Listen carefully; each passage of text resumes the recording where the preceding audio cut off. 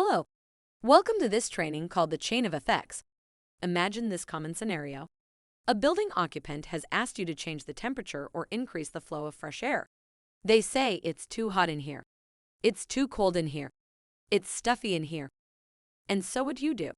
Should we manipulate the thermostat and call it a day? Well, as you will see, the answer is not so simple. Follow us on the journey as we uncover the chain of effects. So first off, here we are at the thermostat. This is where we are going to make the main control changes, such as increasing or decreasing the temperature. And as you'll see, we've isolated the specific thermostat that is connected to that particular VAV box. So after making the adjustment to the VAV box thermostat, we're going to go to the mechanical room.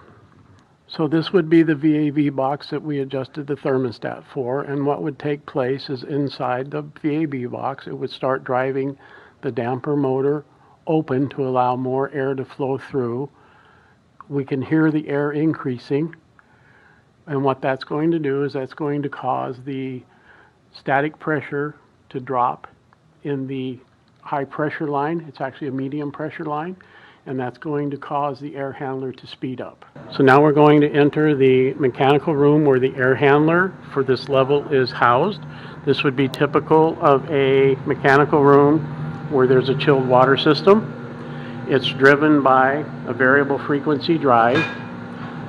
The air handler is trying to maintain the static pressure based on the speed of the fan, and as the static pressure drops, the speed will increase, causing a greater airflow through the air handler to get the static pressure back where it was to the set point. In addition to that, more return air would come into the unit, causing the coil to experience an increase in temperature and the discharge temperature of the air handler to go up. To compensate for that, the chilled water valve would open more, creating a greater load on the chilled water system, causing the secondary pump to have to speed up, causing a greater load on the chiller. So we're going to enter the chiller room now.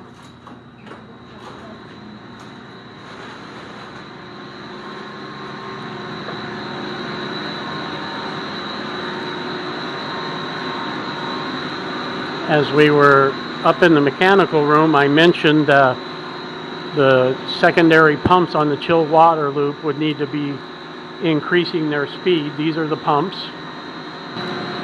This would be the VFD for the secondary pump, and what would happen as it sees a pressure drop, it would speed up to provide more cooling water to the air handler. This hertz would go up, there again creating a higher consumption of energy.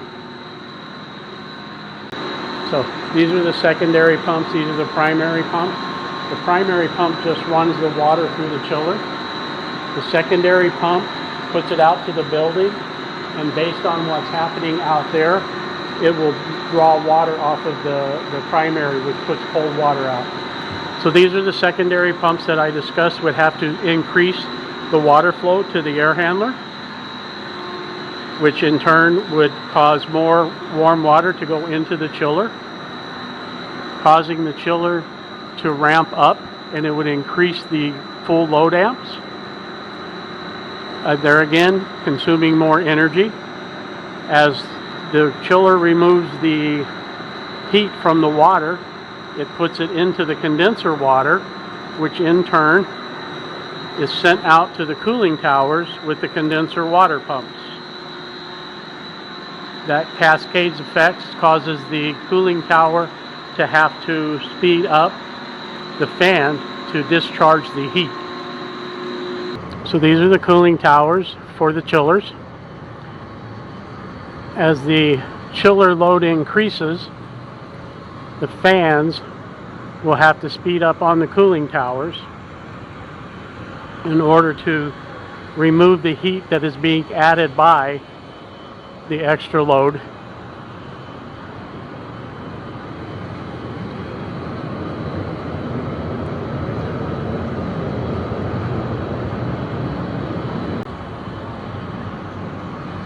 So the variable frequency drives for the towers are located in the chiller room, and it would control the speed of the fan as the load on the tower increases, which is determined by the temperature of the return water versus the water coming out of the tower as they try to maintain a set point.